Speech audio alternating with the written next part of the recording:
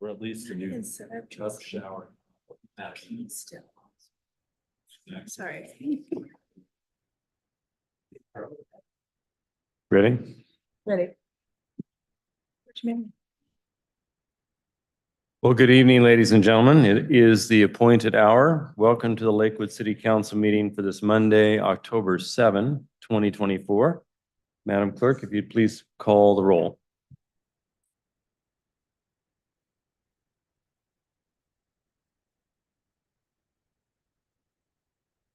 Councilmember Bell. Here. Councilmember Boki. Here. Councilmember Brandstetter has been excused. Councilmember Laura Sella. Here. Councilmember Pearson. Here. Deputy Mayor Moss. Here. Mayor Whalen. Present. Thank you very much. And now if you'd please stand and join me in a brief moment of silence recognizing the one-year anniversary of the atrocities that occurred in Israel and certainly the challenges facing many families, both Israeli and Palestinian, in this conflict occurring in the Middle East, followed by the Pledge of Allegiance to our nation's flag.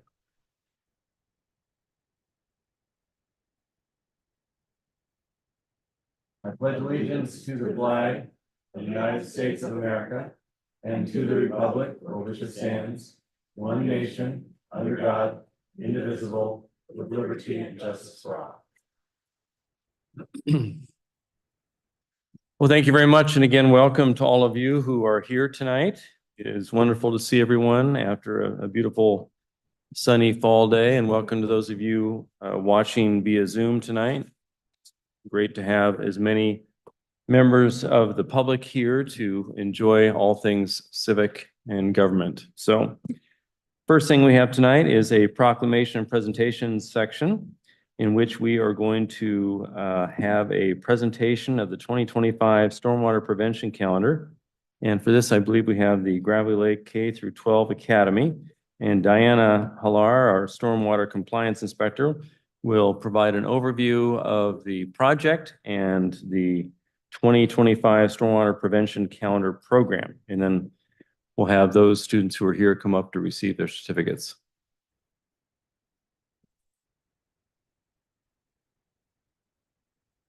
The mayor and council members. So as you know, the City of Lakewood Public Works Department, Swim Division, we create a stormwater outreach calendar every year. And we work with different schools in the Clover Park School District. And this marks our 14th year. And for the 2025 calendar, we chose the Gravelly Lake K through 12 Academy. This year, due to the school's program, we had a virtual presentation where I spoke to the students about some very important stormwater concerns. And some of these concerns are pollution prevention, illegal dumping, fish-friendly car washing, picking up your dog waste, where does stormwater really go, and using less fertilizer in your yard, natural yard care. 21 pieces of art were chosen and used throughout the calendar. We printed 1,000 calendars, and they'll be distributed the next few weeks throughout the city of Lakewood. We'll be bringing them to the Lakewood Chamber of Commerce, to different auto repair shops that are in good standing with stormwater concerns, different businesses throughout Lakewood. In addition to meeting one of our NPDES permit requirements, this also meets the second unique element of the most recent interagency agreement between the State of Washington Department of Ecology, Pollution Prevention Assistance Program, and the City of Lakewood. And most of my artists this year were quite young. They were kindergarten, first, second, and I believe most of them have gone to bed. So with that, we have a few attendees and quite a few staff. Thank you. Well, in spite of the fact that the students are doing what they're supposed to be doing, which is to prepare for the next day, we want to recognize them for their artwork and their participation in the program. And so if you have a copy, I don't know if we have one that we can post online here, but I just want to recognize all the students, and Joseph is here, I believe tonight, who will be the longstanding recipient who will be involved in the photo opportunity with teachers, parents, and the principal.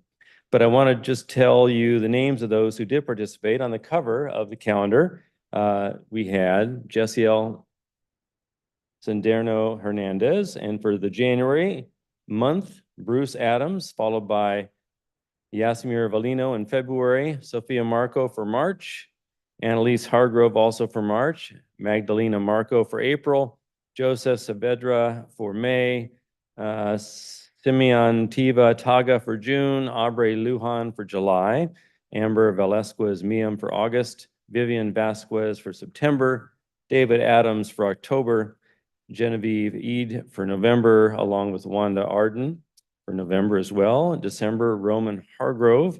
And honorable mentions, we had Jose Jacinto, Cali Ruiz, Jordan Koshoy Hernandez, Gwendolyn Coddington, Adiel Marco, and Rogan Nichols. And for all of you students and your families who participated in this very, very worthwhile endeavor, it's always fun for us to have this calendar every year, and we appreciate all of you and your participation.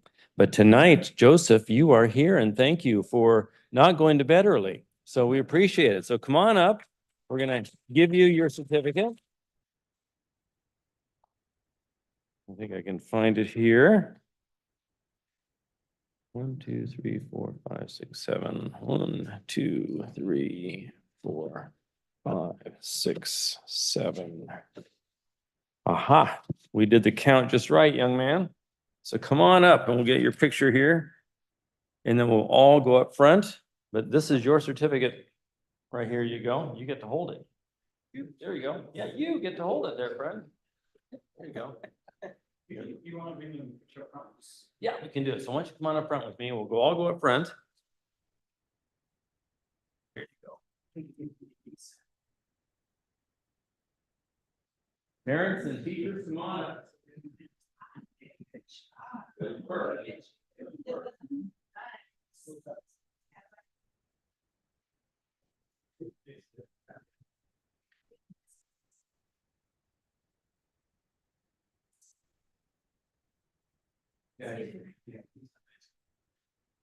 Oh, there's all right.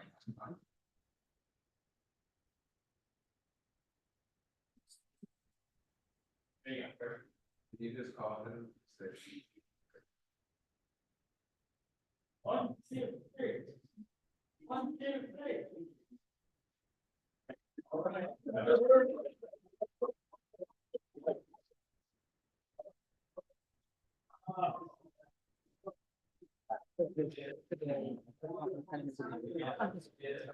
Thank you.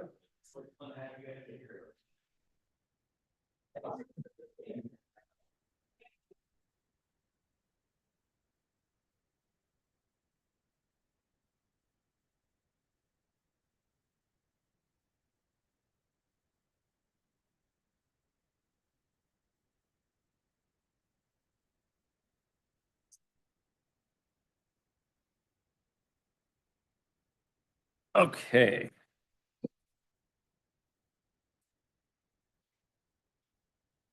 Well, thank you, parents and teachers, educators, for joining us tonight for that fun presentation of the 2025 Stormwater Prevention Calendar. It's always a good opportunity to engage our youth in important matters of conservation principles. Next, we have our public comment period tonight. Public comments are accepted by mail, email, or live, virtual, or in-person comment. Comments may be submitted in advance by mail or email to Ms. Schumacher, our city clerk, at 6000 Main Street Southwest here in Lakewood, or via email at bschumacher@cityoflakewood.us. Comments received up to an hour before the meeting have been provided to the council electronically. And Madam Clerk, if you'd let us know if we received any written comment in advance of tonight's meeting for our record. Mayor, we have not received any written comment. Okay, thank you very much. Members of the audience may comment on items relating to matters pertaining to city business under this public comment period.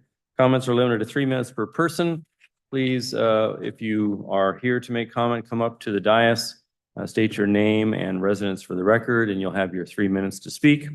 Virtual comments are also accepted. If you'd like to provide live virtual public comment, you'll need to dial the Zoom meeting as an attendee by calling the number 253-215-8782 and enter the meeting ID number 868-7263-2373. And once you enter the meeting, please use the raise the hand feature to be called upon. And again, enter your name as if you can, so that we can call you by name, and then you'll be given the same 3 minutes and an opportunity to speak. So those attendees on Zoom will continue to have the ability to virtually raise their hand for the duration of the public comment period. I'll certainly try to call on anyone who appears on Zoom or by telephone. But first tonight, I'm going to call on those who are here in person. And those who have signed in on the sign-in sheet, we start with John Burns first.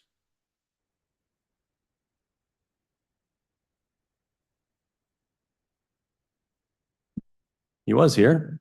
Well, go ahead. Anyone else in the audience? And Mr. Burns, I think, made just stepped out for a minute, but anyone else here in the audience, feel free to come on up to the microphone and we'll commence with you.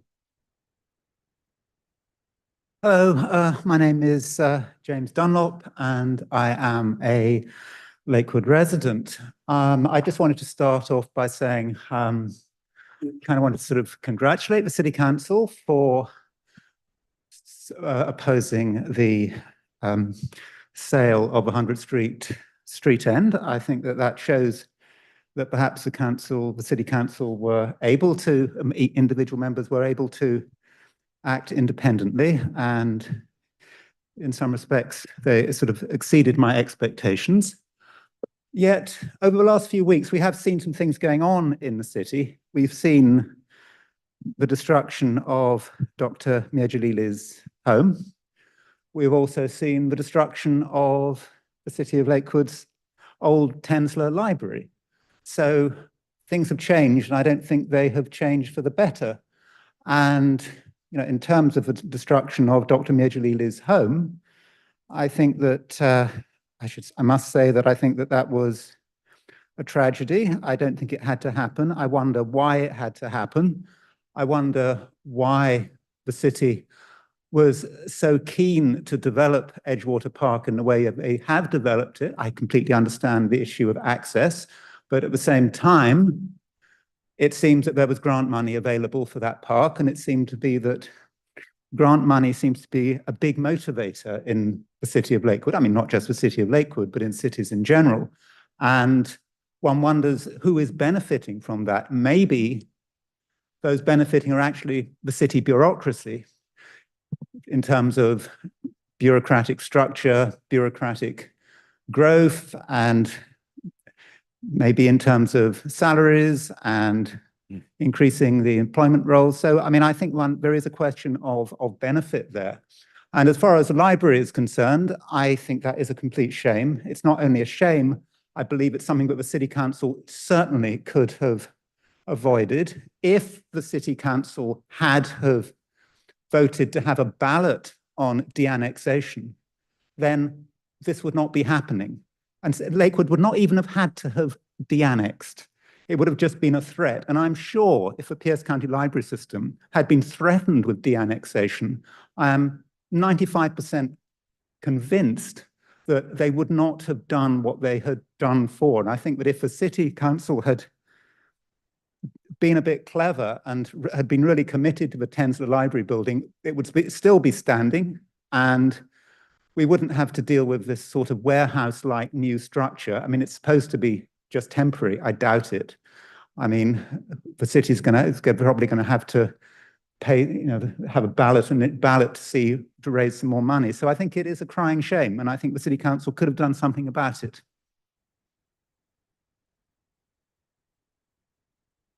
Next.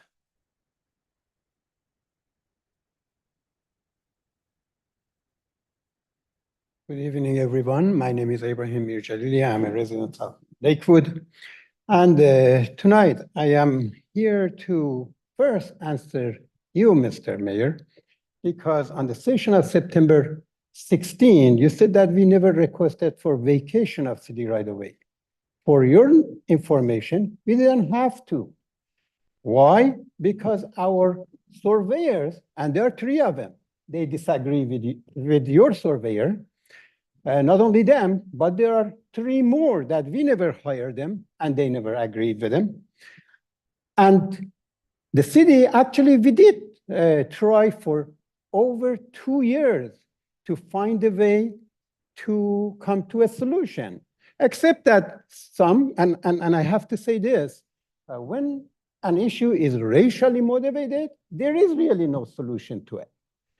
And for that reason, they tried first to deceive us. And when they found that, well, no, they cannot do none of those, they abuse the law and they hide it behind the eminent domain to destroy our home. Well, destruction of our home is just the beginning, for your information. We are not going to go away. We will challenge you every step of the way for that reason. Aside from that, if you think that we don't know how the Americas become the America, you are very, very wrong. Every one of us know about it. And there are some of us that we are ashamed of what it has been done to the indigenous. We don't want to even talk about it. We feel sorry for them. So for you to come and say that we have to repurchase our home from the city, which is surveyor, says, oh, what I have is inconclusive. For your information, yeah, it is inconclusive, and inconclusive means, literally, it means it could be fraudulent. I'm telling you, you cannot hold me up against anything. And by the way, I was never been told that to survey your home, and I never surveyed it, but the city obviously decided to condemn it. And based on his survey, and his survey, he says that, well, do you know, basically, this is what I came up with, and when he's questioned, he basically says, oh, it's inconclusive, yeah, very vague word. Well, it's fictitious, it's fraudulent. Well, I'm telling you, you cannot hold it against me, nor the city that asked me to do that, or maybe conspire with. Hopefully that's not the case. Thank you very much. So in the future, when I announce public comment, it is to be public comment on matters pertaining to active city business, not matters in litigation. That matter remains in litigation, and I would prefer that council communicate with legal counsel for the city on matters pertaining to litigation. Public comment, absolutely fine on matters pertaining to open city business. Anyone else in the audience would like to address council during the public comment period? Madam City Attorney. I just want to add one thing, Your Honor, Mr. Mayor. Mr.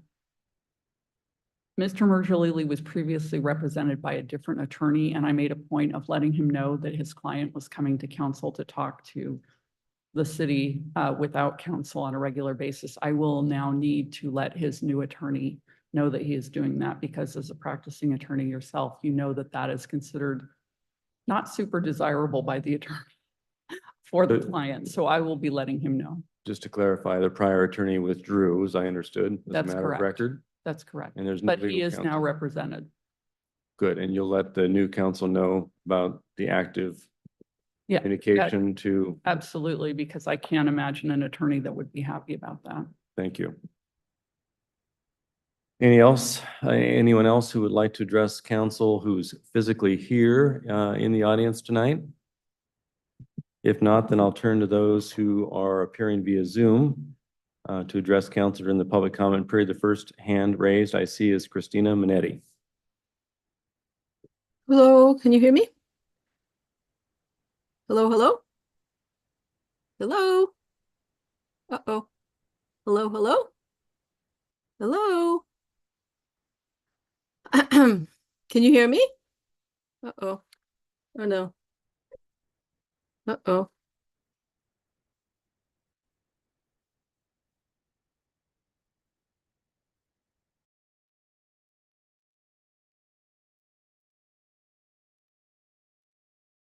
Did we lose someone, Madam Clerk?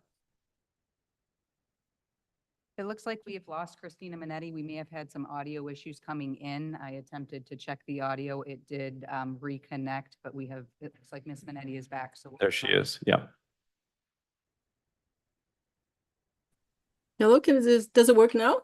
Yes, we can hear Oh, you. good. Thank I you. don't know what happened. I'm sorry about that. That's very weird. Christina Minetti, Lakewood, since your last meeting, demolition of our beloved Tensler Library has started, and the city quickly reduced the house of the Mir Jalili family to rubble even before the court dates. I encountered people pausing at the Tensler site to take photos of an event that for many longtime residents is simply inconceivable. Who would have thought that that someday our beloved library would be demolished and that the city authorities would not lift their collective finger to save this award-winning unique building? In September, the city installed streetlights in front of my house. 2 in one short block have ruined our night sky. We loved having a patch of nearly ink black darkness in front of our house. We liked to look at the stars and planets. It was nice when we could tell when there was a full moon from its bright white light shining into the house, then moving behind the tall firs. Now instead, the glare from the streetlights illuminates the inside of our house, no matter what the phase of the moon it is. Someone will say, just put up curtains. We don't want to. They collect dust. They're also expensive. I was shocked to find out that blinds for just one window cost about $1,200. Will the city pay for my blinds? Is there a grant for that? I need about 24 of them. That would be $28,800. To supply residents with curtains to shield them from unwanted nighttime light imposed on us by the city, maybe there is a grant. It's surprising that the city would do this now when the best available science is telling us that light at night is bad. Not only is it bad for the wildlife and plants trying to sleep or have a normal photosynthetic cycle, it's also bad for migrating birds whom it confuses, causing many to die in cities with large buildings. We told the city that putting lights on the Colonial Center Oaks was scientifically a bad idea. I think to no effect. Now there is additional scientific evidence that light at night is bad for plants. New research found that streetlights left on all night make leaves so tough that insects can't eat them, which threatens the food chain. Several studies have even linked high levels of light at night to increased breast cancer risk. But why did no one inform us that our darkness was about to be destroyed? That shows disrespect of the city for its residents. According to RCW 5708060, a board of commissioners shall adopt a resolution to propose a lighting system and delineate its boundaries. A public hearing is supposed to be held, and a petition can stop the installation. No one informed us. I got no letter, even though it's right in front of my house, and saw no announcements of a public hearing, though I have been following the city closely for more than 3 years. I'd like to request that the lights have motion sensors so that they work only when they're needed. That would also save the city electrical bills. And that the brightness be turned down. When I come home, I'm too blinded to see whether anyone is coming, making it a dangerous corner now rather than a safer one. The lights should be turned off until the residents are given a chance to participate in the decision of whether or not there should be street lights at all on this street. Thank you very, very much for your time, and happy autumn.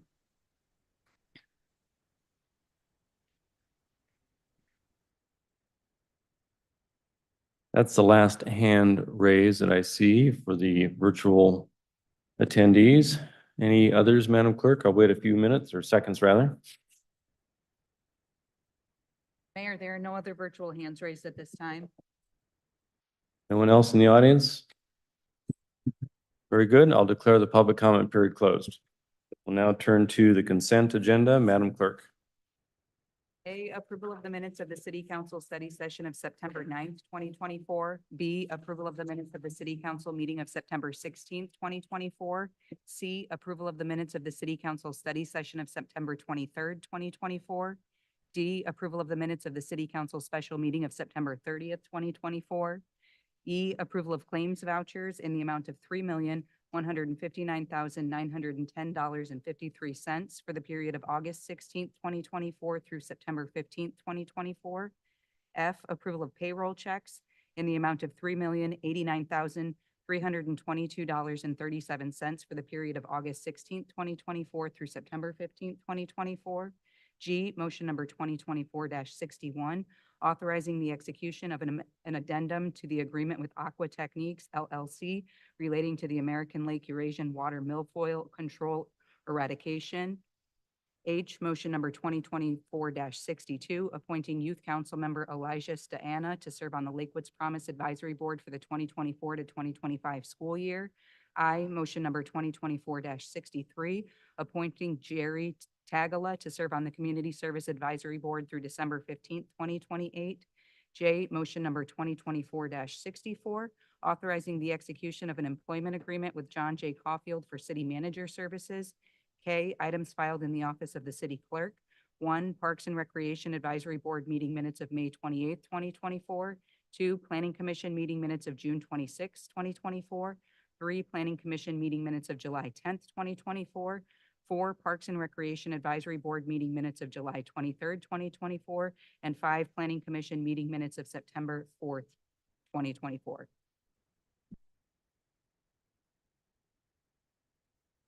Thank you very much. Is there any item which any council member wishes to remove from consent agenda consideration at this time? If not, do I have a motion to adopt the consent agenda as presented?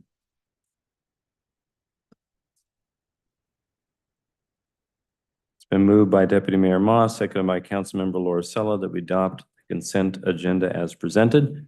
Any further discussion? I just want to say as to item I, the appointment of Jerry Tagala to serve on the Community Services Advisory Board.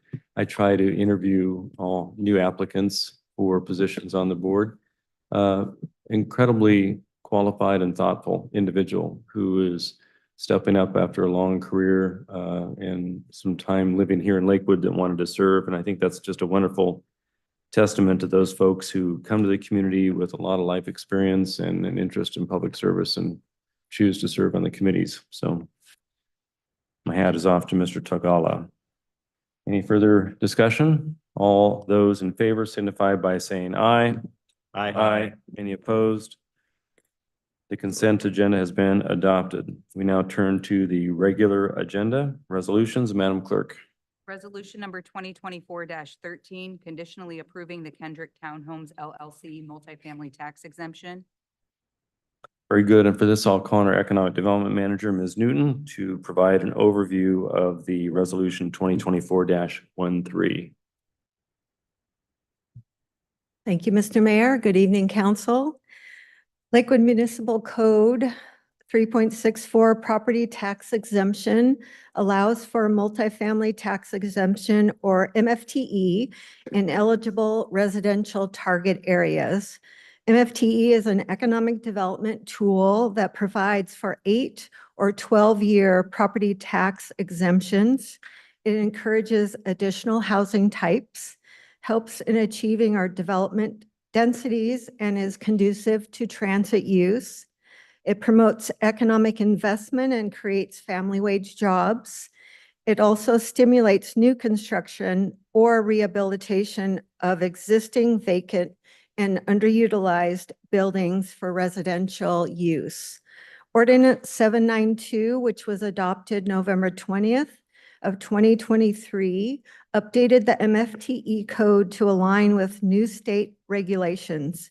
It also changed the approval process in that projects are now approved administratively by the department director as to eligibility, ensuring that all code requirements have been met. The applicant receives a letter acknowledging that their project is eligible for the MFTE. Staff then brings the resolution to, which you see here before you, to City Council for approval. In your packet, beginning on page 142, is the resolution conditionally approving Kendrick Townhomes LLC multifamily tax exemption at 1110 Klein Street. Attachments include the resolution, director approval letter, the client signed agreement, as well as the architectural drawings and the conditional certificate, which is also required. It is recommended that the City Council approve the resolution and authorize City Manager to sign the agreement regarding residential target area development. Kendrick Townhomes LLC is applied for and received director eligibility for approval of an 8-year tax exemption. The project is located within the Lakewood Station District residential target area. The proposed project meets all requirements as defined in Lakewood Municipal Code. The proposal is focused on providing high-quality design and materials, ensuring a building design that results in positive architectural composition and is strongly oriented to the pedestrian environment. The project adds 44 new market rate residential units with 91 parking spaces, which exceeds the minimum parking requirement. The client has signed the agreement regarding the residential target area. Once executed, the conditional certificate is signed by first the client, as well as the city manager and the city attorney. The project must be completed within 3 years of signature of the agreement. Client then requests the final certification. Their intention is to build the project in 2025, which would mean that the tax exemption potentially would start in 2026. The exemption value, currently the property has one structure on it with a annual property tax value to Pierce County of $2,255 a year. The new 44-unit project is estimated to be valued at $5,280,000 for the new structure. Property taxes for that would be estimated at $55,408 a year, with a total exemption value for the property owner at $443,264 over the 8-year period. The exemption, as I mentioned, is assumed to begin in 2026, and then collection for property tax, then assuming that the project exemption would end in 2034 and collection to start on that date. The city receives approximately 7.1%, or would then receive just under $4,000 a year in property tax value. That ends my presentation, and happy to answer any questions you might have. Just a clarification for the benefit of council, and then I'll open it for questions. So on the 8-year multifamily tax exemption, is there any set aside for lower moderate income housing for the project or not? No, it's full market rate. Right. But a 12-year would provide up to 20%, I understand. The 12-year must include a minimum of 20% affordable, Okay. which is 80% AMI. Right. So this is all market rate housing, just so we're clear. Okay. Any questions, council members? Mr. Bogie. Thank you, Mr. Mayor. Thank you very much. Just a couple of questions about, have they decided to do the 8-year rather than the 12-year, or they're still? They are planning to do the 8-year. Okay, so it will be market rate. Then my question has to do with on page 142, the initial page introducing this. And it says the proposal has focused on providing high quality design and materials, ensuring a building design that results in positive architectural composition and is strongly oriented to the pedestrian environment. Can you give us a little detail on that So item number 3? Yep, that's in the design review, the client or the contractor has noted that he intends to use upgraded materials for interiors of the structure. And they also are strongly, or when I say strongly oriented towards pedestrian environment, including sidewalks and increased movability within the complex.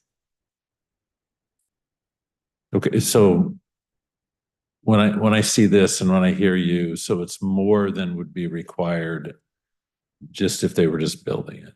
That's correct. They meet the minimum code, plus they're adding additional features to attract folks to this significant project. Okay. Yeah. So extra sidewalks within the basically. interior of the Pathways. pathways. Okay. And then we've already put in, or Sound Transit, I should say, put in sidewalks on the Kendrick, correct? I can't be 100% sure, but I believe that's correct. Yes. They did. So originally, this was going to be a much larger project, was my understanding when we first, 2 or 3 years ago, when we first saw conceptual things. What So, occurred? Councilmember Boki, there are several projects in the Kendrick Street area. Oh. This is only one. So we also have 4 other projects, including a 245 unit Okay. project, which is proposed to be 60% AMI, so for low income. Okay, And then there's another 15 unit and I forget, maybe another 30. So there are 4 different projects. okay. Yes. Thank you for that, Ms. Newton. I appreciate it. Thanks. Councilmember Pearson. Thank you, Mr. Mayor. It's interesting that Mr. Boki was talking about that it used to, you know, it was potentially going to be a bigger project. I also,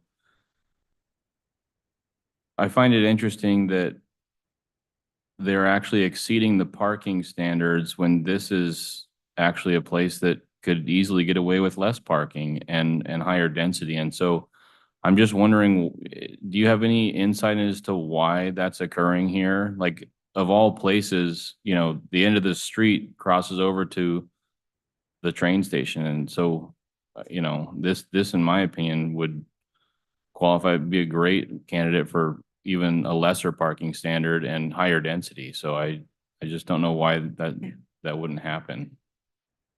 Councilmember Pearson, I agree with you. That's correct. The developer feels that more parking, we still have people that like to drive.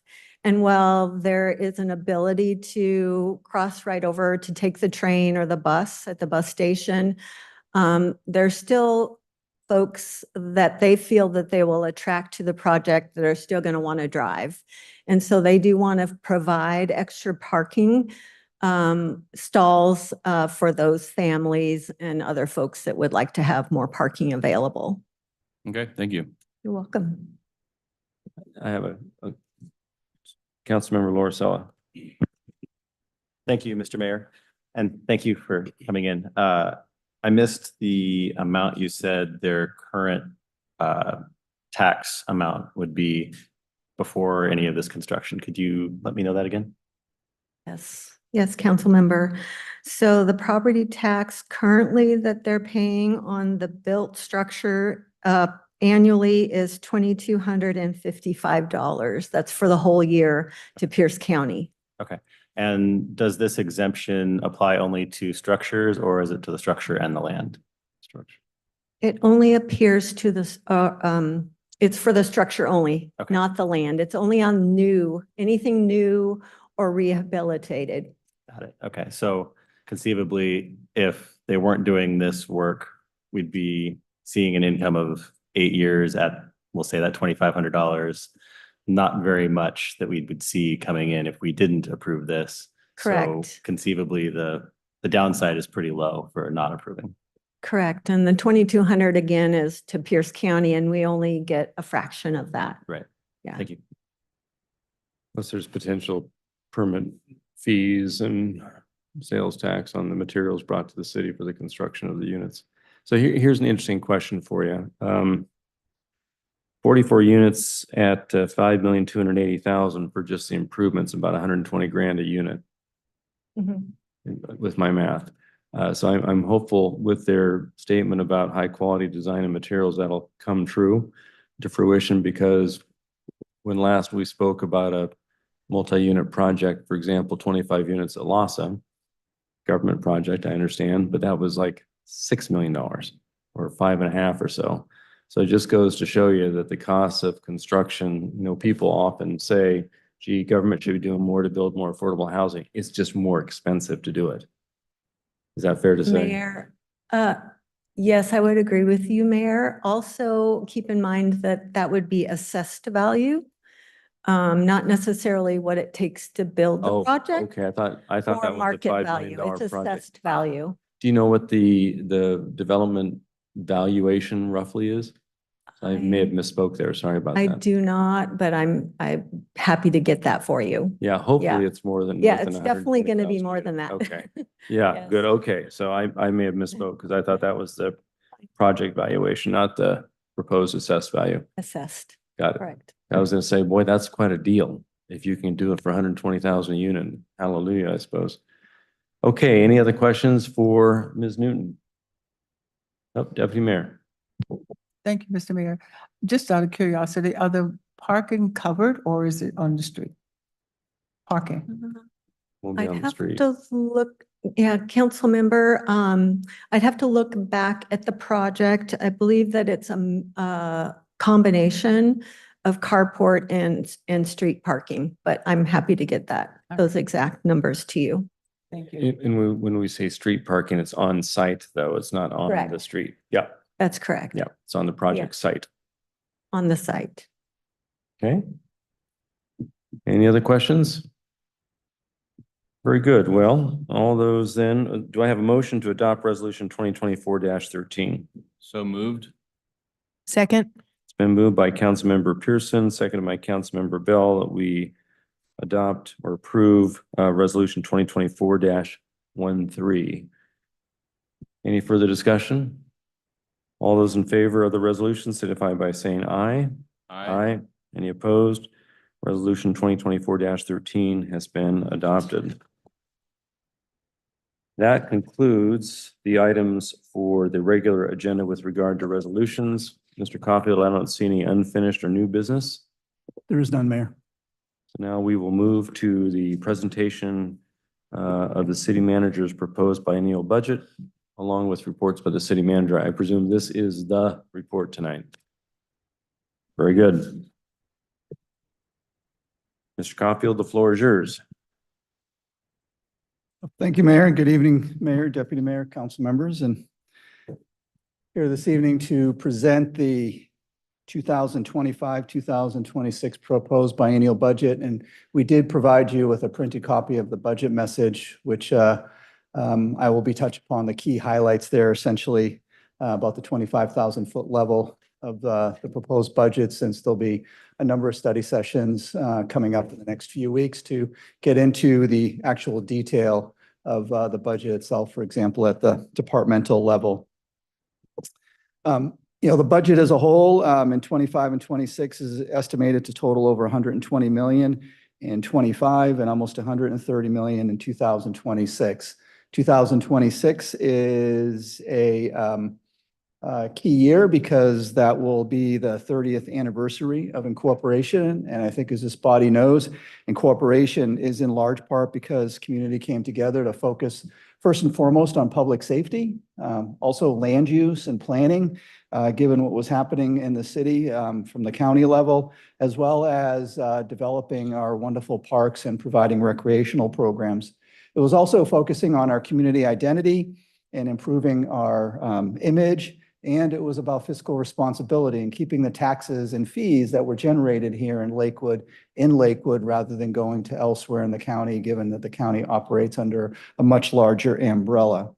And because of incorporation, I think we can all agree that the community is safer. We've benefited from significant improvements in streets, sewers, parks, and number of sidewalks, streetlights, and the list goes on and on. At the same time, we've also increased services. We've grown community events. We have some of the finest community events around. As a matter of fact, I'll put a plug in for Truck and Tractor Day on this upcoming Saturday from 12 to 5 at Fort Steilacoom Park. We've also focused on economic development, environmental protection and preservation, code enforcement, human services, and housing. And these are areas that the city of Lakewood is viewed as a leader on. We've worked tirelessly to address unsafe and unmaintained properties that went unaddressed for years, if not decades. And it recognizes the value and the importance of JBLM and Camp Murray, not just to our community as a whole, but to Lakewood businesses and our neighborhoods. And we're proud to be the host community to both JBLM and Camp Murray.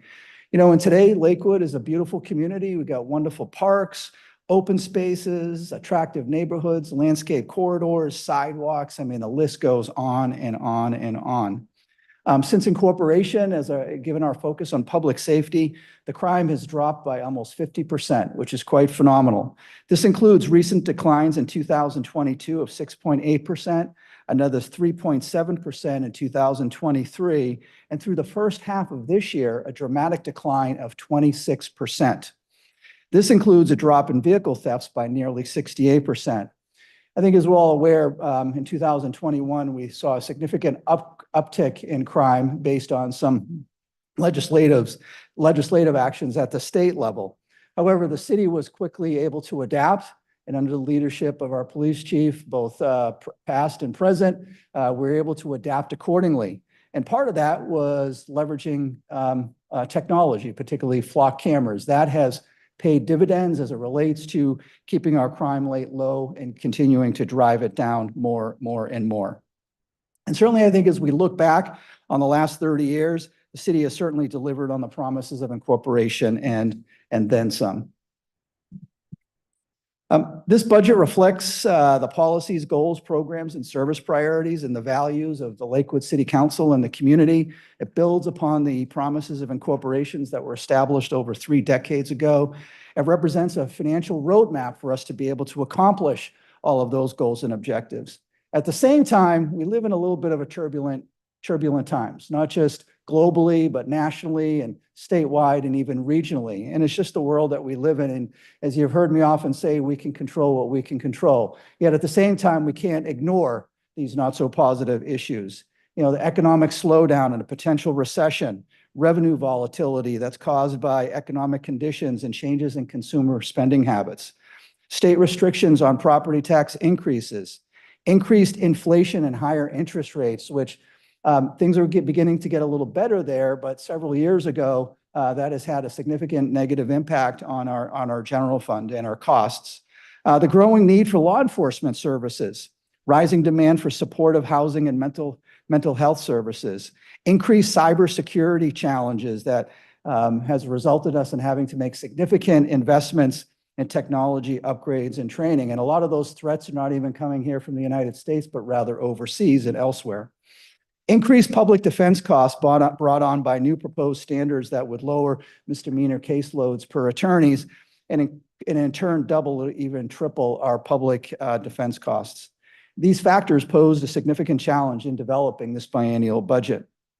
In response, I had to issue a directive earlier this year to essentially pause non-essential spending so that we could further strengthen the foundation of our existing budget to then build upon the 25 and 26 budget. I am pleased to say that that strategy has worked. It's something that we've had to do in the past. And again, as we look into 25 and 26, it is having a positive impact. The result is a development of a budget and a presentation here this evening that focuses on life, health, and safety obligations, legal mandates. It ensures our financial stability and integrity, and it focuses on the implementation of your adopted city council goals to achieve the vision that you have established for Lakewood. And it also continues our commitment to community partners and helping fulfill our mission. The policy document reinforces our continued focus on financial stewardship, community engagement and transparency, regional and statewide leadership and partnership, being a safe city, economic development to attract and create jobs, environmental protection and preservation, supporting human services, housing, and homelessness, committing to a DEIB strategic plan, recognizing the value and importance of both JBLM and Camp Murray, rebuilding and continuing to invest in our infrastructure, whether it's streets, parks, sidewalks, streetlights, and the list goes on. The city's strong leadership to improve parks and providing a wide range of community events and youth programming. The budget is balanced. It provides the highest levels of service within essentially available financial resources. I'll also say that the reason that we do not experience much financial, we kind of flow with things a little bit. The reason that we have not experienced some significant financial stress as other cities have is because of the financial policies that this body has adopted. And we follow them. For example, we don't spend more than we take in. That does result in us having to make some tough decisions, but it has kept us out of trouble as we look to the past, but also look to the future as well. And once adopted, this budget will set the direction for all city programs and services for the coming biennium. And as you've heard me say before, the review and the adoption of the budget is probably one of the most important things that this legislative body can and will do every 2 years. I am confident that the budget as presented and that the programs and invested and included do reflect your policies and direction and what is needed to keep improving the Lakewood community as a whole. I'll just say on the economic development side, you know, Lakewood has always been a business-friendly community, and the results show that. The economic development policies that you have put in place have helped spur development, attract new businesses, and support a thriving future for Lakewood. A good example of this is just in the last 6 years, new investment has totaled $720 million. That's an average of $120 million a year. Prior to 2018, we were averaging about $35 to $50 million a year, and that was on a good year. So again, the policies and the direction that you have put in place in terms of attracting business, creating jobs, and creating opportunity is working. The significant growth has occurred in all facets of our economy in the areas of housing, retail, restaurants, light industrial, and manufacturing, and the list goes on. I'd also like to point out that a lot of investment that comes to Lakewood is driven in many ways by the positive economic impact of JBLM in Camp Murray. And even based on those numbers, for the first half of 2024, private investment has totaled nearly $200 million. And as we look out into 25 and 26, there's another $1 billion of investment that is projected and moving forward. So again, that wave of private investment has been building, and it continues to come and come and come. And this is happening actually under the umbrella of really, quite frankly, a not so positive economic environment. But here in Lakewood, we are viewed as a place and as a destination of where people want to come, and they want to invest, and they want to grow their businesses, and they want to start up their businesses. As a matter of fact, our community welcomed over 970 new businesses through the end of second quarter 2024. So again, a lot of positive things happening on the economic development front.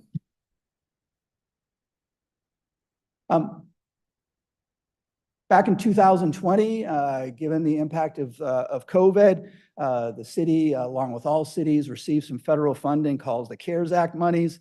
The city, unlike, quite frankly, a lot of other municipalities around this country, that was immediately used to further strengthen our safety net, to focus on the most vulnerable in our community by providing financial assistance, whether in the area of rental assistance or utility assistance to those most in need in our community. This continued with the arrival of what we call the ARPA funds in 2021. And to date, the City Council has allocated that total $13.8 million plus accrued interest of $850,000, again, to address issues such as homelessness, education, food, equity, and investments in housing. For example, funds were provided to communities and schools in support of their Warrior of Change program, as well as the Pierce County BIPOC Business Accelerator program. ARPA funds have gone to Habitat for Humanity and LASA to build more low-income housing. Also to the Tacoma Rescue Mission in support of veteran shelter housing, Nourish Pierce County and Emergency Food Network in support of new and expanded food network locations.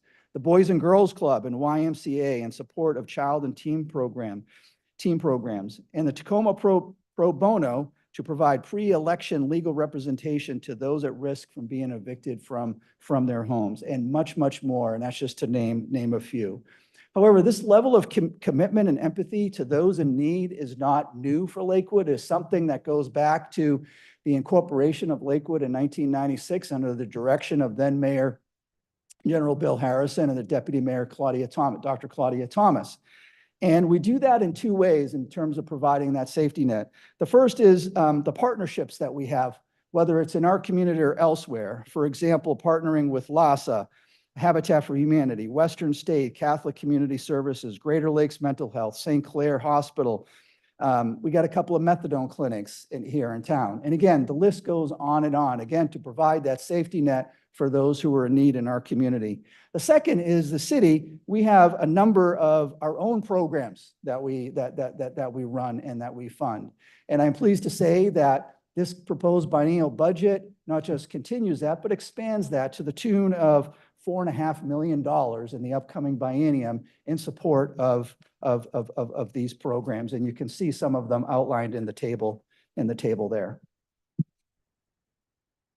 You know, the city of Lakewood, we are a council manager form of government and governed by the mayor and the city council. As the city manager, I serve as the chief executive officer. I'm appointed by and serve as at your pleasure and oversee the day-to-day operations of the city, and then work with you on policy development and things along those lines. City services are provided through a combination of our own city employees, as well as public and private partnerships, and a number of other partnerships with community volunteerism and participation. There are 7 city departments. There used to be 8. However, we combined 2 of them into what we now call Planning and Public Works. We have the City Manager Department, which includes Community and Intergovernmental Relations. We have the Legal Department, which includes Prosecution Services, City Clerk, Election Services, and Human Resources. We have the Administrative Services Department, which includes Finance and Information Technology, Municipal Court, which also provides the provision of court services to both the town of Steilacoom and the city of DuPont. Of course, we have a very robust police department, which includes jail services, dispatch, animal control, and CSRT, our code enforcement, as well as our behavioral health contact team. I mentioned the Planning and Public Works Department, which also includes housing, CDBG and home program, SSMCP, and our stormwater collection and treatment programs. And then we have Parks, Recreation, and Community Services, which includes senior services, human services, and again, a wide range of community events. We are not a full-service city. And what that means is that we rely on other entities, whether public or private, to provide services. For example, Lakewood Water provides water services. Pierce County provides sewer services. Garbage, recycling, and yard waste is provided under a contract with Waste Connections. West Pierce Fire and Rescue provides fire protection and EMS services. We also partner with them for emergency management services. The city contracts with both the Nisqually Indian Tribe, their corrections division, as well as the Pierce County Sheriff's Office for jail services. We're very unique in that we have 3 electrical providers. We have a public one that covers about 1/3 of the city, Tacoma Public Utilities. We have a private one that covers another 1/3 of the city, Puget Sound Energy. And then the 3rd one, which is a co-op, Lakeview Light and Power, that provides the remaining 1/3 of the city with electrical services. And that is, again, very, very unique. You normally don't see those 3 different businesses in one city. And Puget Sound Energy is the primary purveyor of natural gas. We're also fortunate to have access to both Pierce Transit and Sound Transit for public transportation. We have the Pierce County Library System that provides services. We're one of the many cities other than Tacoma and Pierce County that they provide library services to. We're also served by 2 school districts, public school districts, primarily Clover Park School District, but also a small portion of our city is served by the Steilacoom School District. Also like to point out that the Clover Park School District also provides school services, public education through 6 elementary schools on JBLM as well. And then, of course, the level of community volunteerism and the sweat equity that our residents provide is absolutely incredible, and we would probably be lost without them.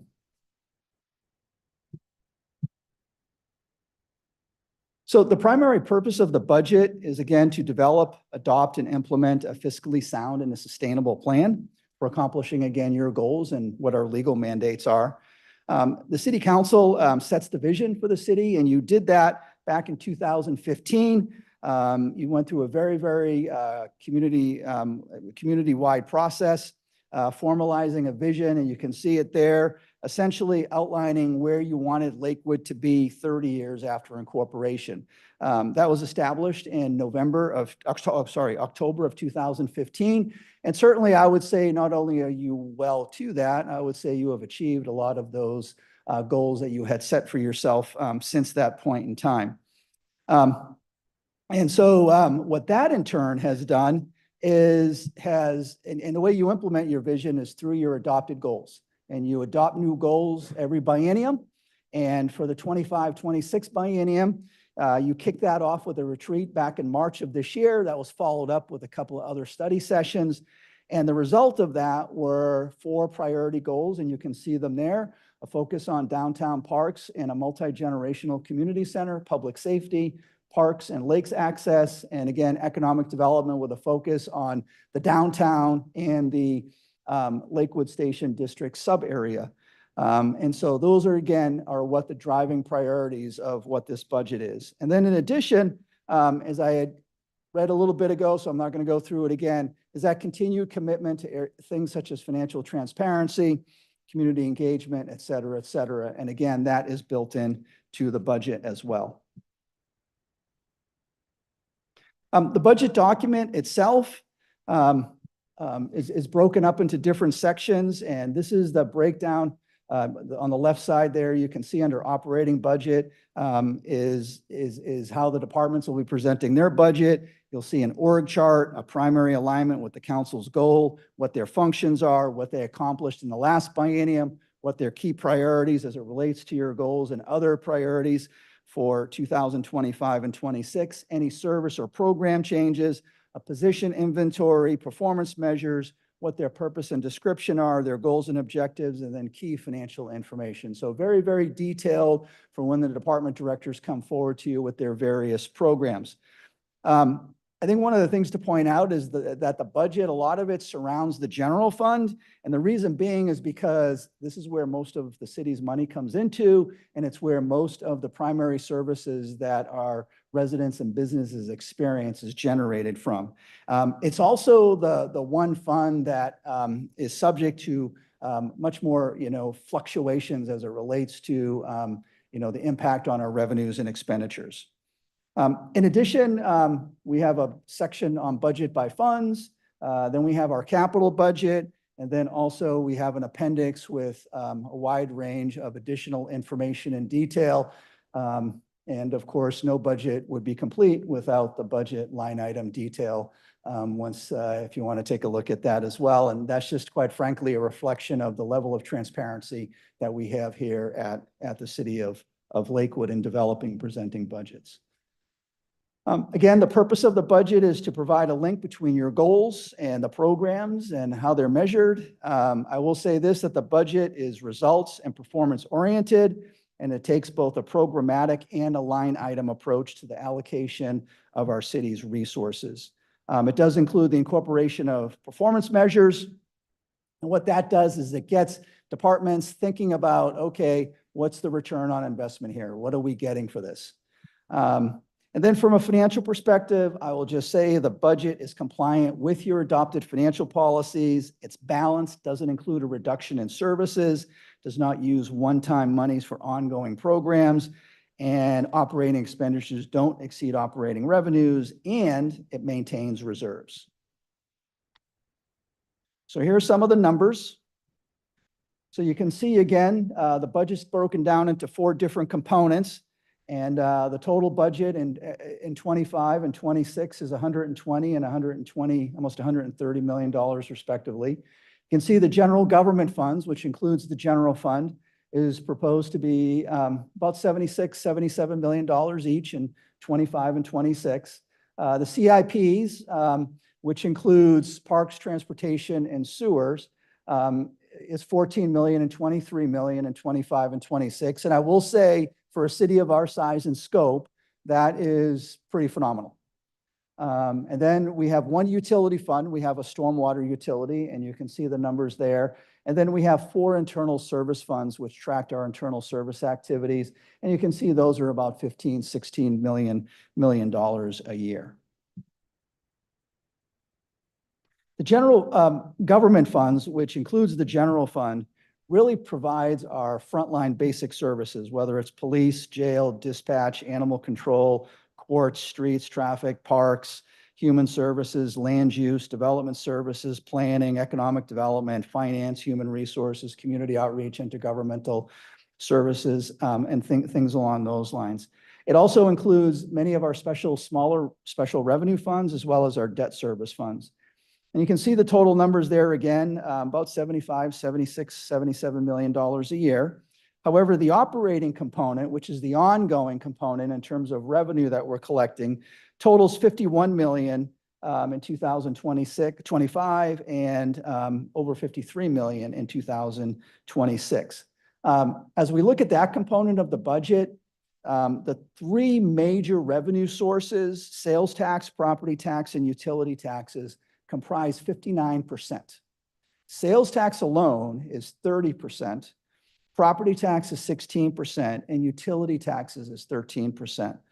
The balance of our operating revenue is made up of gambling and admissions taxes, franchise fees, fines and forfeitures, development services fees, some state shared revenues, and things like that.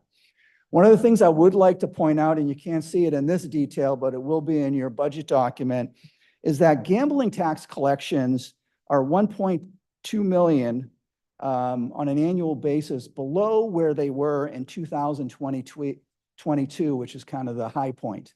So we're essentially in the current biennium for 25 and 26, we're going to be down about $2.4 million in gambling tax. And that, again, is a reflection of just the slowing of the economy.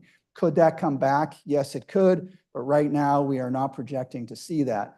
And this happens about every 10 or 12 years. And it's just that the time is up. And this is where we are as it relates to gambling tax. So that's a huge challenge that we had to overcome in developing this budget. So $2.4 million was something that we had to deal with in drafting this budget. On the expenditure side, you can see the dollar amounts are very similar on the operating compared to operating revenue, a little over $50 million. Again, the largest component of our budget is really focused on public safety. And that's just not police, but that includes, jail and code enforcement, dispatch, animal control, court, prosecution services, everything that we have to invest to really address, as I like to say, quite frankly, the 2% of the population that needs some additional special attention. And that amounts to about 65% or 66% of our total budget, which is quite significant. And again, our city is no different. This is something that all cities face in terms of delivering services.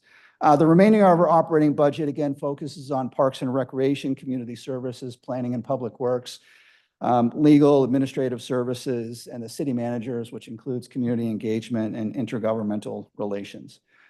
You can also see that the rest of the budget, we have other financing sources, which is one-time monies that we're able to receive.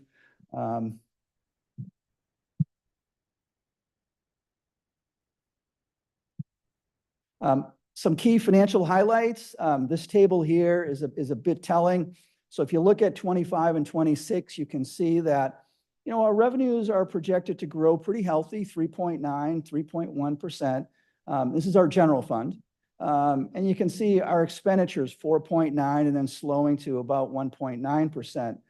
But I'd like you to go back and look at 2021, 22, and 23.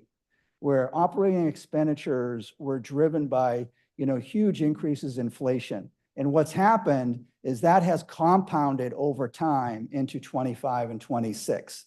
And that coupled with, for example, seeing a decline in gambling tax and revenues really just not keeping up with expenditures. And again, developing this budget was quite the task. So that's kind of what we're faced with. Again, the good news right now, though, is that we do have a balanced budget. Operating revenues are exceeding operating expenditures. But again, as we look out into the future, it's going to continue to be tight. And again, here's a chart just illustrating operating revenues and operating expenditures. And you can see we got a positive margin in 25 and 26 of 2.3 and 3.5%, which again is pretty healthy. One of the things that we have not compromised is our reserves. Your policy for reserves is at least 12% of operating revenues, and we regularly exceed that, and that is proposed to continue in 25 and 26.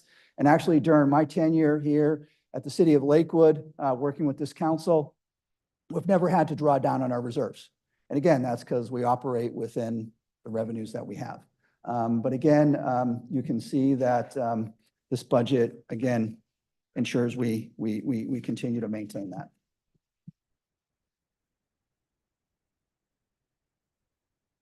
It's kind of the rest of the general fund, and you can see the breakdown of our fund balances. Right at the top, you can see the reserves. One of the things I like to draw your attention to is the hotel and motel tax. We have a partnership with Partners for Parks to renovate the H Barn, and you can see there's a significant amount of money that's available for capital purposes there as we look out into 25 and 26 and wanting to help finance that. But again, you can see again at the bottom line, it all adds up to $75 and $77 million. And again, here's a reflection of our ending fund balances. Again, not having any problems or challenges there. So from a staffing standpoint, in our general fund, our personnel costs, which is our salaries, wages, all of our benefits, comprises 65% of our general fund operating expenditures. And this following table here illustrates the number of regular full-time FTEs that we had between 2014 and 2013, as well as the adopted numbers for 24, and then what's proposed for 25 and 26. One of the things I want to point out is that between 2008 and leading up to 2014, we had an average of about 245 employees. However, we learned very quickly in 2014 and 15 that that was not sustainable. We did have to right-size the organization as part of the 15-16 budget. However, the realignment of the resources and the focus of our resources external and providing services directly to the community rather than internal has actually resulted us in providing more services than we had been doing prior to that. But again, you can see that we've been pretty steady since then. And as we look out into 24, 25 and 26, we're looking about the same level of staffing. But let me talk about some of the specifics. So in 2025, as compared to 24 adopted, some of these are just some changes internally. For example, our PRA legal specialists that have been funded with some ARPA funds. However, we do have an ongoing need for that position. And so it's moved from being funded with one-time ARPA funds to being moved above the line, if you will, as part of our general fund and part of our core staff. Likewise, the GIS analyst, we're not eliminating the position. We're actually moving it we're actually in the process of doing that this year. We're moving that position from the Administrative Services Department to Planning and Public Works. That program provides services primarily to those two previous departments. And now that they're one department, it just makes operational sense to move that program into that department and essentially, cut out the middleman, if you will, in administrative services. Also adding a second capital development projects manager. We have about $10 million of parks projects in the queue. This is a position we actually filled earlier this year. And so we're proposing for it to continue. Also, during the last biennium, you might remember this from a couple of presentations ago, that we had authorized 4 police officer positions in 23 and 24, but they were not budgeted. However, we have subsequently filled those positions in 24, but compared to the original budget, it's actually an add. And so we are proposing to fully fund those positions in 25 and 26. And I will say, because of some of the budget stresses, my recommendation is that those 4 positions do be funded with an increase in utility tax from 5% to 6% on 2 of our utilities that are at 5%, which is Puget Sound Energy and Lakeview Light and Power. All of our other utilities are at 6%. And that's just going to generate a little over $500,000 a year. So we'll be able to fully fund those 4 positions. In terms of positions being eliminated, All of these positions that are proposed to be eliminated are either vacant or soon to be vacant. A court clerk position, activity in the court just continues to drop off in terms of filings. That's how we allocate resources in court, based on filings.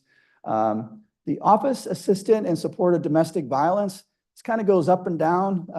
And right now we're kind of in a downturn in terms of the need for a full-time position. And so we're back at a half-time position. We're eliminating the associate city attorney that had previously been funded with ARPA funds. But again, as noted, we are recommending bringing on a PRA position that is needed primarily for body-worn cameras and doing all of those requests. Due to the consolidation of two departments, we no longer need a Public Works Engineering Director. And then in the police department, a soon-to-be vacant office assistant position. So the net change in terms of FTEs from 24 to 25 is, I mean, it's flat. It's a half an FTE. In 2026, there's 4 positions that right now are just not funded. And I do want to be clear, I would love to fund these positions. The challenge is cash flow. It's just the funding just isn't there to be able to fund them. These 4 limited term positions are set to expire at the end of this year. Right now, we have cash flow to be able to fund them in 25, but not 26. And my recommendation is that this time next year, as part of the mid-biennial budget review, hopefully finances will have, improved to a point where we would be able to fully fund them for 26. But right now, we are just unable to do that. And you can see them kind of called out here. As part of the budget, we have almost 11 positions that we define as limited term. And what that means is these are positions that are funded either with one-time monies or specific funds that are not ongoing or seen as ongoing. So they're funded below the line. And this actually represents about 5% of our staffing. Now, these employees know that they have a begin and an end date. Right now, all these positions have an end date of December 31st, 2024. However, again, the recommendation is to continue all of them except for 4 of them into 2026.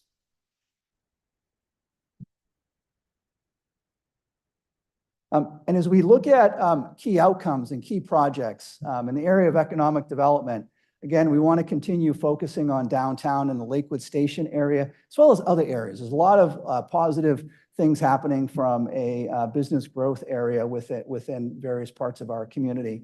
The implementation of the Western State Hospital Master Facility Plan, that is moving forward. That is a $650 million investment project.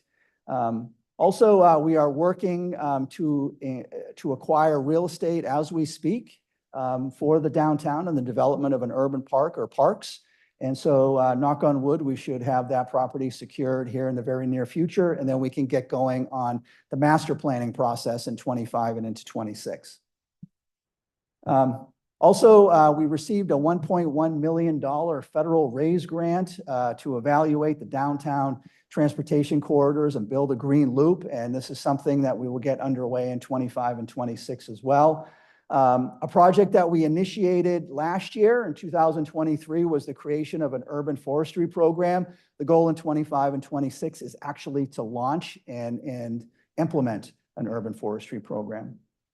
Every 5 years, because we are an entitlement city for federal funds through CDBG and Home, we have to develop a 5-year plan. And actually in December, certainly no later than January, we'll be in front of you outlining next steps to develop the next 5-year plan for 25 through 29.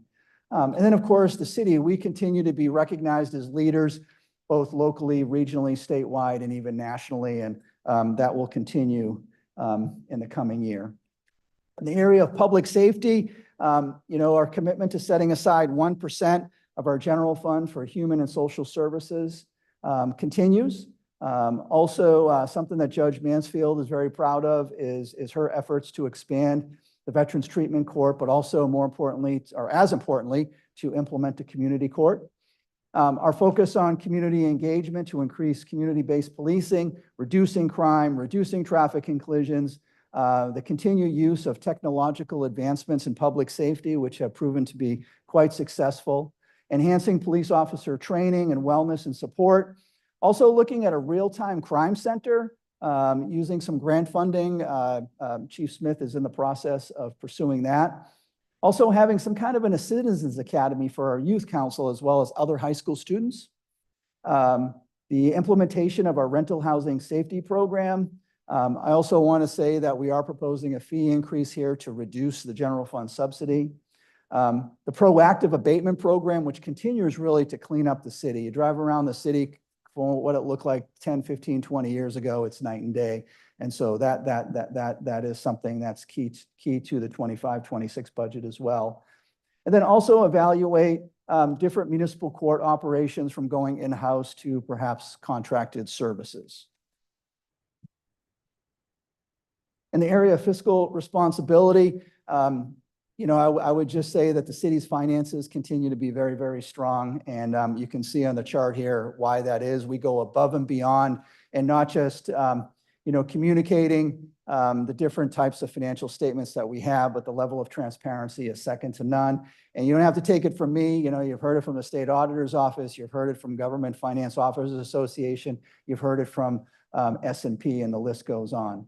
A key initiative beginning in 25 and 26 is to implement essentially a new financial accounting and budgeting system.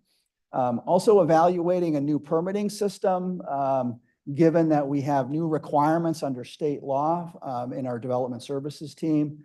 The continued focus on cybersecurity. I'm sure all of us, we pick up the newspaper, the news, and we see something that's happening out there to some agency or another.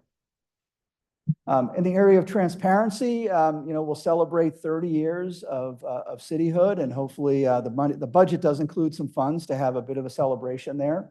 And we want to continue strengthening our relationships within our community across the board, as well as with JBLM and all of our municipal partners. We want to continue to grow our social media reach. The annual Youth Summit continues to be hugely successful. Matter of fact, they were meeting in here prior to your meeting this evening. And then again, one of the things that this body is recognized for is your leadership at both, not just at the local level, but at the national level, whether it relates to national, issues for local government or military, but also at the state and local level as well. And of course, with that comes a proactive agenda at the state, federal, and local level. And I know the council is going to be considering that here for 25 and 26 in the near future. Finalizing and implementing our DEIB strategic plan. That's a key objective for 25 and 26. And then also continuing to be a leader as it relates to South Sound Military and Communities Partnership. And you can see what our focus there is in assisting service members and their families as it relates to their needs and alike while they focus on national defense. And then also just continue to expand and grow the number of community events that we have, which just continue to get better and better each year. Another is we do need to update our Lakewood Legacy Plan, which is our Parks, Recreation, and Open Space Plan. That needs to be updated every 6 years. So then we need to have that document so we can basically go apply for grants. We have been having conversations with both DSHS and the Historic Fort Steilacoom Association about securing some form of ownership of the historic Fort Steilacoom property. Also, the budget includes funds to initiate a public art collection at the city level, expanding programs for older adults, and also for our youth as well. In the area of infrastructure, this is something that the city has been just really doing fantastic over a number of years. As we look out into 25 and 26, 8 new park projects at $8 million, 17 new transportation projects at almost $23 million, some sewer projects at $1 million, stormwater at 2.3, and then you can see some information technology investments totaling about another $2 million. So again, pretty significant investments in the area of infrastructure improvements. In the area of parks, just like to start out with, between 15 and 24, we've made about 57 park improvements, totaling about $47.7 million. That's either been completed or is in the queue right now. And then as we look out into 25 and 26, you can see that we have funding totaling another $7.9 million slated in a number of projects, and you can see them listed there. One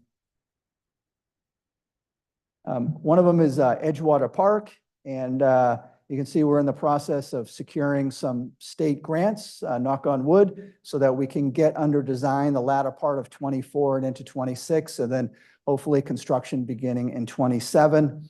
The same for the H-Barn Complex project.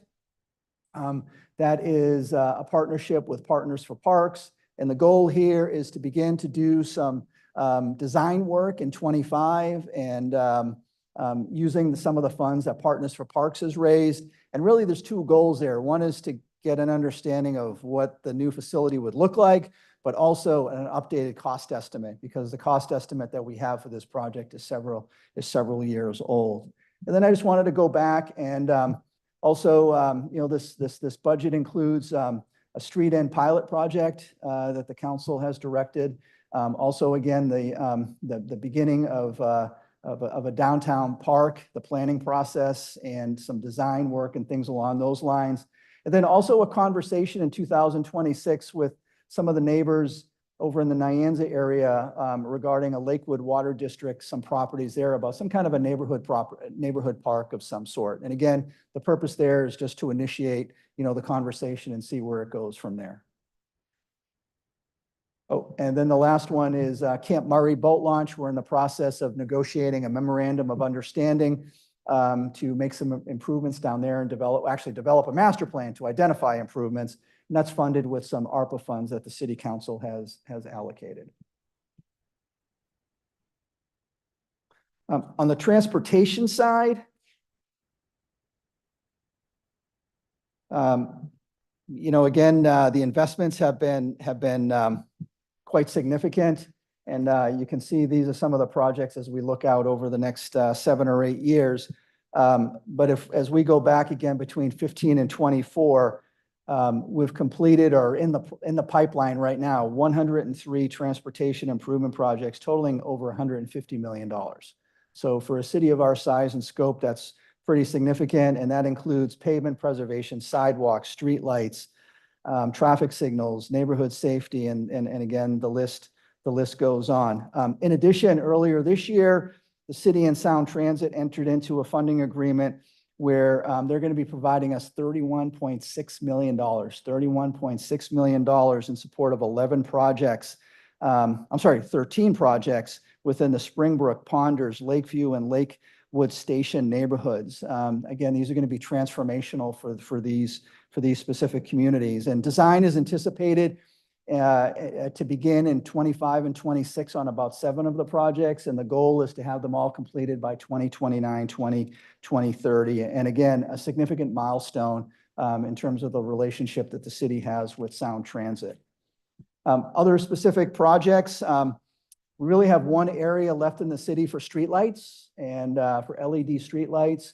And then thereafter, really the only area that's left is a portion of the Oakbrook neighborhood. And then that's probably going to have to be more of a different process, maybe in the next biennium or the biennium after that, just given the cost that's involved in that.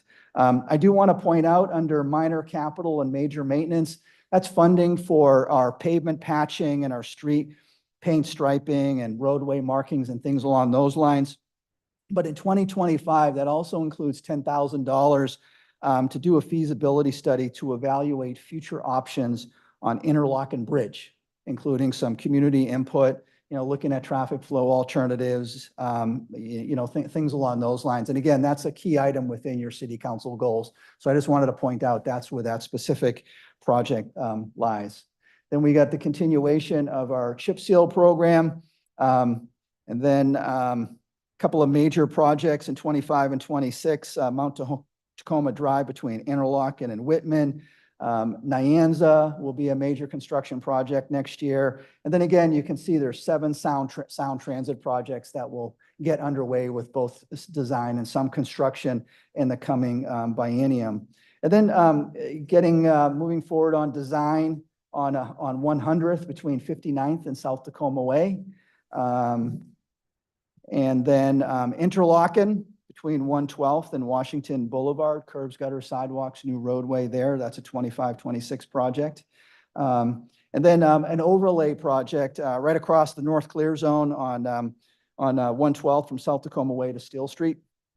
And then I previously mentioned the RAISE grant. That is also a key project for our transportation team in the coming biennium.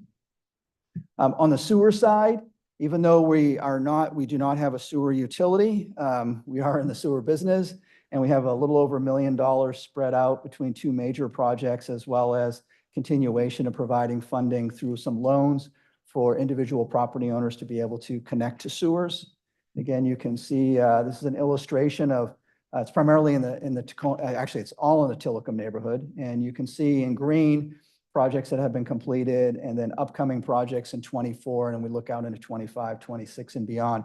But by 2030, the whole Tillicum neighborhood will actually be sewered, which is an incredible accomplishment. And Woodbrook also has sewers as well, which is what's driving investment down in that neighborhood as well. On the stormwater side, so the stormwater utility itself is about $15 million. However, the capital component is about $2.5 million. A key project here is the study as it relates to potential flooding of Clover Creek, not just in the Springbrook neighborhood, but also over I-5 and then coming down across I-5 and down into the corridor, down into Stillicum Lake. The next phase of the work that will kick off in 25 is really some design work looking at a proposed levee and things along those lines, and then working with a number of partner agencies to identify what it would cost to build that, as well as where the funding would come from. This is a bit of a marathon project. This is not something that's going to get completed in that biennium, but the goal is to make some significant progress and then set the foundation to be able to go secure the funding, including getting WashDOT on board, because quite frankly, they have probably the most to lose here with the shutting down of I-5. Also, you can see our annual drainage pipe repair projects, annual catch basin, which is just looking at some of those catch basins that just need to be lifted up a little bit throughout the community, given we have some little minor flooding here and there. And then also we'll continue to support the American Lake Management District, which was formed in 2019. That has proven to be very successful in dealing with the milfoil down in American Lake. And then our internal service funds. And again, we have 4: fleet and equipment, property management, information technology, and risk management. And again, these funds account for all costs associated, both operating and capital, for those various programs. And then those costs are then allocated out to the department. So by having an internal service fund, we can accurately capture what those costs are. In 2025, you can see looking to replace some vehicles and some equipment. We really don't have, the next biennium, we really don't have a big need in terms of replacing equipment. It kind of ebbs and flows. In property management, again, some of the basics. One of the interesting things about this budget is that we don't, usually we have a substantial amount of one-time money available for investment for one-time purposes. Unfortunately, in 25 and 26, we have several million, but in the past we've had like 4, 5, 6 million. And the reason we don't is for 2 reasons. One is because a lot of the one-time monies that we have allocated in 22 and 23 to some really large park projects, specifically American Lake Park and Wards Lake Park, as well as some transportation projects. And then secondly, because the economy has been so tight, we really haven't had a lot of additional revenue above and beyond what we projected our expenditure savings. Now, we still have one-time money, but we just don't have the amount that we've had in previous bienniums. Now, as the economy improves, that will get better. but for this biennium, we're somewhat limited. So in the property management area here, we're just kind of focused on what the basic necessities are as it relates to our building. One of the things I just want to provide as a reminder that's not included in there, which is a state mandate, is the clean building standard compliance. And the good news is that we're moving forward with phase 1 of City Hall improvements, where it's a tier 1 building, 1.8 million. However, phases 2 and 3 are not funded. And a key component of your legislative agenda is either to get some state funding to backfill this or to get the policy change to give us some kind of a relief. We recently did submit for $1 million grant to the state for phase 2. So that would get us, a little bit more than halfway there. But it is a very competitive program, and there's not, given the number and types of buildings that need to be upgraded, it's just not a lot of money. But again, you can see just our own city, what our need is. And that doesn't even take into account the police station, which we're going to get underway and doing that audit later this year and into early 2025. So that could be several $1 million as well. But again, that's something that right now the city just does not have the capacity to fund. Information technology. Information technology is built around just the continued replacement and updating of our hardware and our software, kind of staying out ahead of that. It also includes resources to replace and expand our wireless access points throughout the city. Also, some video surveillance cameras for our police department when they're doing some work, as well, so that they can provide some visibility at some high crime locations and things along those lines. And then, of course, it's probably about the third time I've said it, just a continued investment in cybersecurity systems, as well as training for our staff. It's just getting pretty dangerous out there. The good news is that we do have people on staff, including myself, that I can run the city with yellow pad and a mechanical pencil. So we're all good there, and a telephone. From a debt management standpoint, we have a AA rating, and for a city of our size and scope is very, very positive. And that's a positive affirmation of our effectiveness in managing our monies. I would just like to remind the council that, Standard & Poor's has always spoken very positively of the city and its finances due to our local economy, our good management practices, our strong financial policies, our strong budgetary performance, and you've seen that earlier on in the presentation, our very strong budgetary flexibility, our liquidity, and our very strong debt and contingent liability profile. And the fact that we don't have a lot of debt, our debt is less than 5% of our general fund operating revenue, which is very, very, very, very, very low. And that takes into account actually issuing some more bonds in 25 and 26 in support of the transportation projects. We had expected to issue those bonds in 24, but just because of where the market was and where the projects are and our cash flow, we bumped it out. So that's why you're seeing that bump out a little bit. But again, very positive there. So I'll just close, this budget does align with what you as a council wants to get done and what the community's priorities are. It delivers the essential public services and then some. I do want to thank the mayor, the deputy mayor, and the council for, your leadership and your vision. I also want to thank and recognize just our great city employees that, day in and day out, they're out there just doing a fantastic job, their dedication, their tireless efforts in serving the community. To say that they're committed, I think is a bit of an understatement. I view whether they're working for the city or the fire district or the school district, quite frankly, unsung heroes of our community, because without them, it wouldn't function as well as it functions. They just do a great job. I also want to thank and recognize our Deputy City Manager, Todd Kraus, who I believe is sitting behind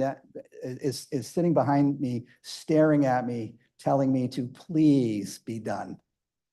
But actually, in all seriousness, today is her 11th anniversary with the city, and she has been just not only a joy to work with, but one of the reasons financially we are where we are is because of her leadership and her ability to work with all levels of the organization to get to yes on so many things. And, you know, we wouldn't be where we are without her and her wonderful team.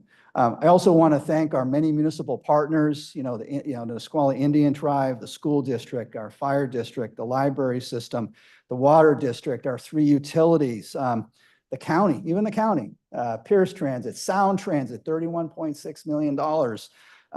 Our great friends at JBLM and Camp Murray and Western State Hospital, the Port of Tacoma, our state legislators who, go and work overtime for us, during those very long sessions that are going to kick off again in January. And of course, our federal delegation for their support and their belief in Lakewood and what we're trying to accomplish here. Those partnerships, we can't do it all by ourselves. And, I think I would say that the key to becoming the best community we can be is not only maintaining our momentum for progress and innovation, but also in understanding and embracing our ability as a city to take control, again, control what we can control of our future, in spite of all the challenges and kind of nonsense that you hear out there, whether at the worldwide level or national level or state level. We're doing what we need to do here in Lakewood, and certainly the future is bright. And I would just conclude again by those points right there. In terms of next steps, department presentations this Wednesday, followed by department presentations the following Wednesday, followed by on October 28th, review of the property tax levy. By the way, our assessed value is now over $8 billion. And year-end budget adjustment. As we look out into November, you can see a number of public hearings on the budget and the property tax ordinance. And then also reviewing some very, very key and important recommendations from some of your boards and commissions, human services from your CSAB, as well as lodging tax, and then some fee schedule amendment. And then ultimately, if the council is so inclined and ready, taking action on October 18th, though you do have until December 31st to adopt at least the budget anyways. So with that, that's my presentation. I think we should set December 31st for a special meeting to adopt the budget. It might be appropriate. I think. You will be by yourself. I'm more than happy to entertain some questions, though I'll just remind the council that the department directors will be coming forward with a wide range of much more detail, or however level of detail you want to get into this coming Wednesday and next Wednesday. Very good. Any questions on the overview, knowing that we've got the department presentations coming later this week and next? Questions? Fantastic overview, Mr. Caulfield and Ms. Kraus, for the background work. We appreciate it. Are we going to get, like we have in years past, kind of the big sort of thick budget document with the components of the department presentations, or not? Just trying to level expectations. So would you like a hard copy? Would you like a printed copy of the budget or electronic? Well, we usually got a binder. What is council's preference?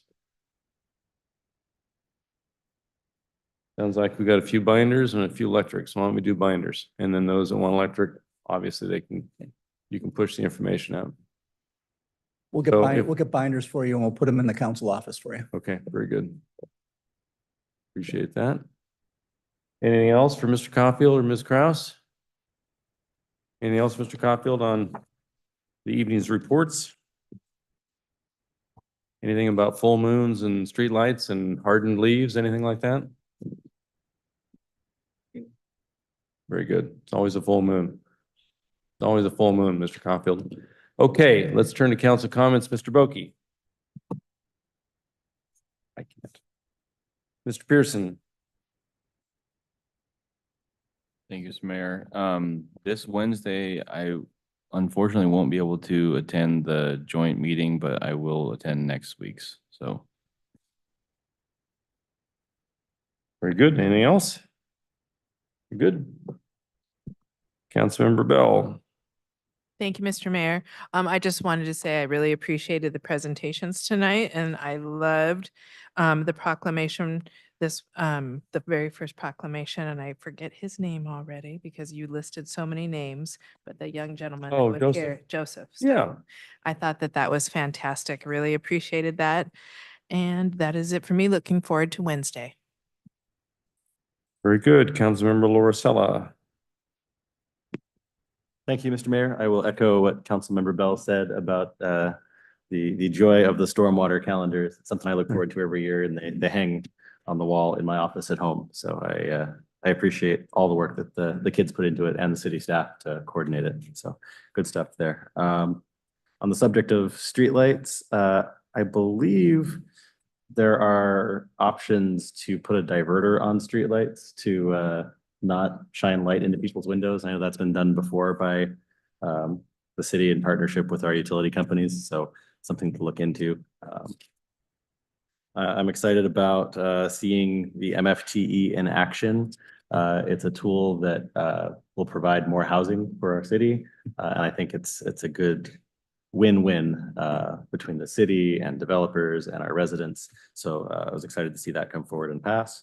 And I appreciate the budget content that came forward from Mr. Caulfield, and congrats to Ta on her 11 years. I see she's already left, but great work on the finance side of things. Looking forward to more to come in detail on all of that. I will be out next week, so I will miss Monday and Wednesday, but look forward to hearing about how all of that goes.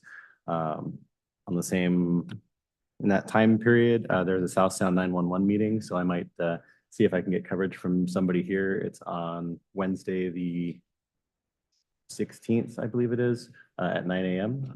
So I will reach out to see if anyone's available to help cover that. And that's it. Thank you. Thank you. Let's see. Mr. Book, you passed, right? Okay, Deputy Mayor.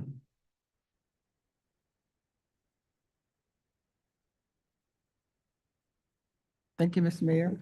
I too appreciate the budget and the layout of that. It's easy to understand, and so look forward to the other meetings that's going to be following through on that. Truck and Tractor Day, I do plan to attend that on Saturday. And I always look forward to the calendars from they're always very special. So other than that, that's it. Thank you very much. And just a reminder, because I'm juggling 3 different calendars here. So the Wednesday meeting, is that at 7 regular time or earlier? 6. It is at 6. Okay, just so everyone knows. Yeah, there is a little downtown meeting at the new interim library that someone put out at 5 o'clock. I know some of you expressed interest in attending that. It's a kind of a neighborhood association put together meeting. So I will try to get there at 5 so I can get here at 6. And then we've got the following Wednesday, the 16th at 6 as well.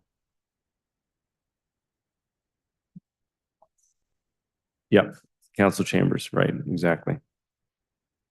And then we'll probably hear next week, there is a groundbreaking at Western State on the 17th, I believe, at 11.